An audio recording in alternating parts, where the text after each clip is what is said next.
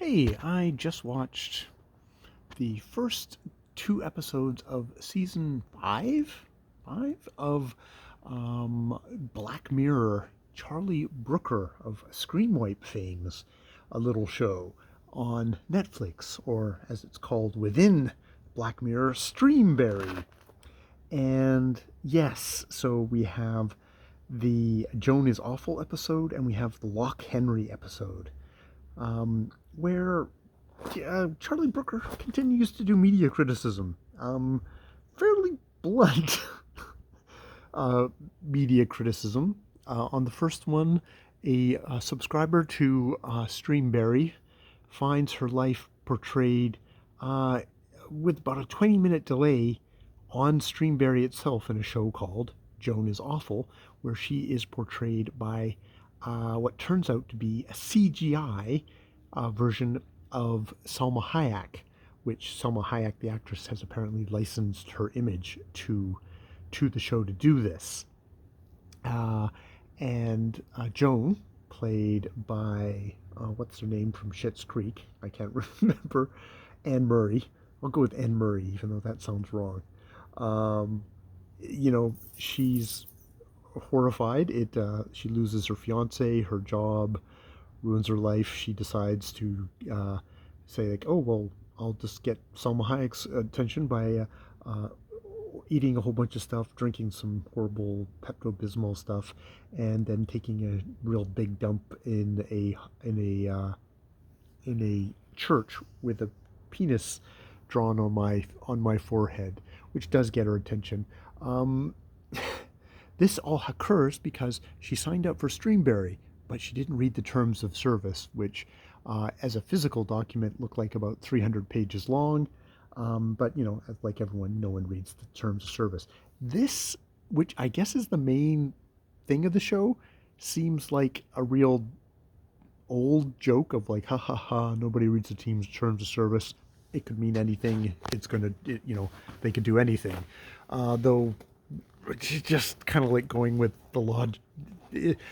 Aside from the satire of the show, if you actually just thought about it, if I found out that Netflix could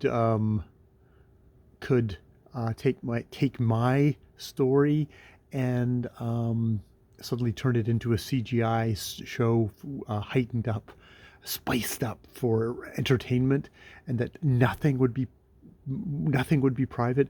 You think the first thing I would do is, if I learned that was the case, everyone would immediately unsubscribe from the service, and it would go out of business fairly quickly, except for super exhibitionists. You would think that that's just a logical thing that's getting in the way of the joke of the thing.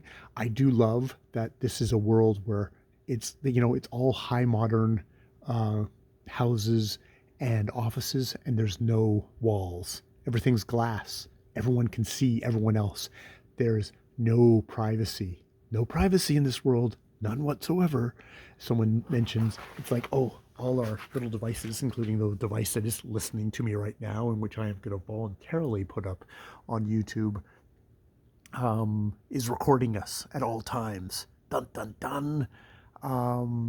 So this was the kind of the lighthearted, ha ha ha. We're all living in a fishbowl. We have no privacy. We have no rights. Good luck, everybody. I really like Anne Murray. It's definitely got the kind of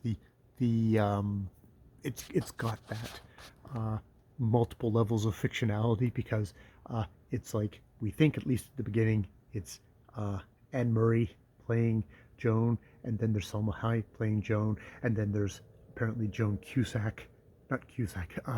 There's that would be interesting. There's Kate Blanchett playing Joan on an even higher level. When Salma Hayek is playing Joan, watches Streamberry, that's what she sees. And this seems to also be this, just from going from the first two episodes, Charlie Brooker is enthusiastically gnawing on the Netflix hand that is feeding him, which is, it's one of those things of like, yes, you are the angry dissident voice on the outside that is employed by the giant streamer who is broadcasting your work.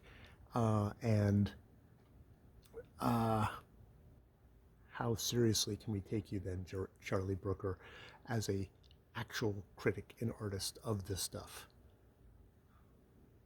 And how much is it you're just screaming for entertainment now as a trained monkey?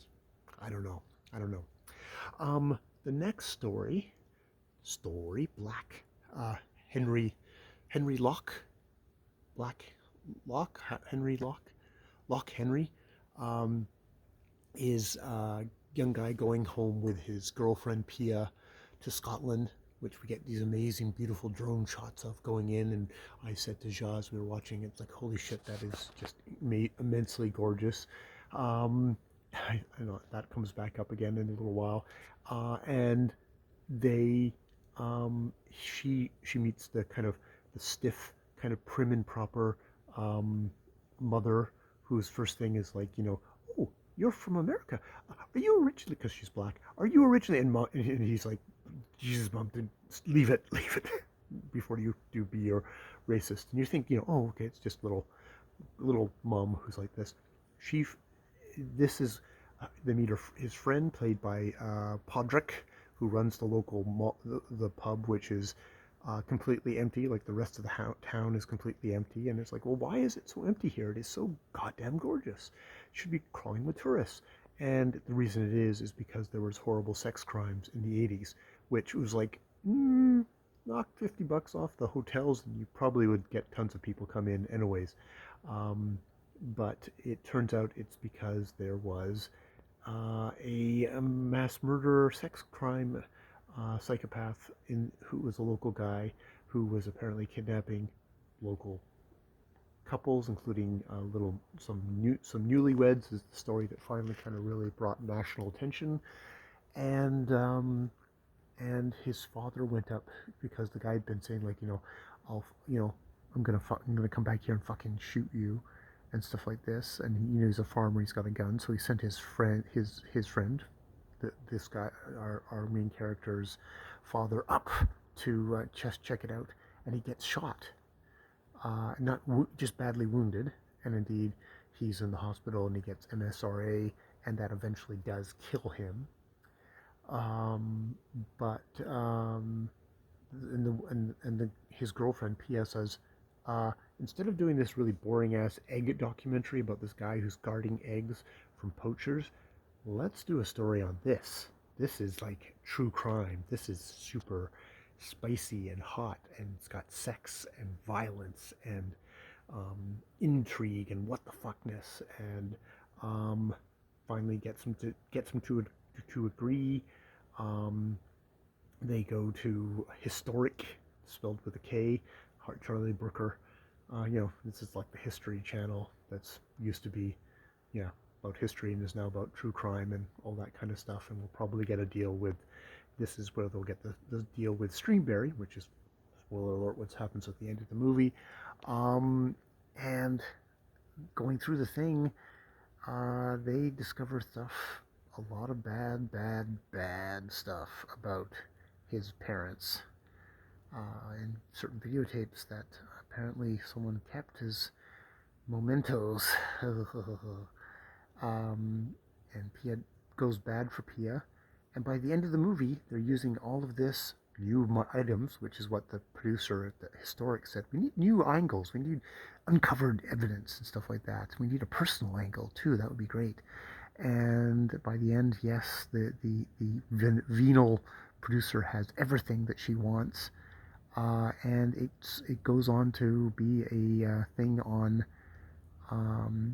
gets to be a show, true crime documentary on Streamberry, and they win a BAFTA, and this guy's sitting in a hotel room crying. It's like he's discovered this about his parents. Things didn't end well for Pia, and it's one of these, actually one of the ones where it's like, you missed a step, you missed a thing.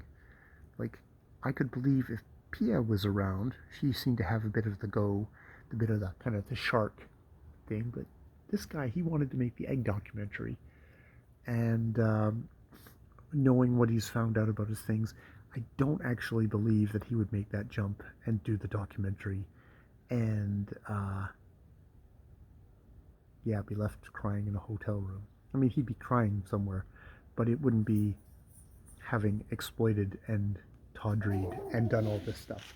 So, yeah, yeah, I didn't quite believe that. Um, yeah, it's almost like it should have gone even further. Like, oh, in the videotapes that they catch, they should have found a young Ian, the name of the guy, a young Ian, in the videotapes as well with his parents. But then you'd have to explain why on earth he would want to this pursue this documentary, unless he was also seriously kind of screwed up in a way. But yeah, it's definitely Charlie Brooker still doing media criticism. Very pretty blunt media criticism, I'd have to say. Hey guys, hey, hey, hey, hey, guys, come on, let's go, come on. So, yeah, it's very blunt. Kind of, I don't know if obvious is the right word, but I don't know how effective it is at this point. I actually probably enjoyed Joan is Awful more, just as a bit of entertainment. Why I said about the beautiful countryside at the beginning is because, yes, the young filmmakers at a point get a drone and they start, come on, Theo, come on, up we go. They start taking gorgeous drone shots. Hey, come on, up we go. Of the Scottish countryside, just like they did in the opening of the thing. There we go. This is Charlie Brooker going, aha, I've caught you. You love this countryside, and you were talking about how beautiful it was, and they are exploiting it that way to capture you in the thing. See, I've caught you in your own thing. Wahahaha. It's like, yeah, okay, good job, Charlie. All right, I'll leave it there.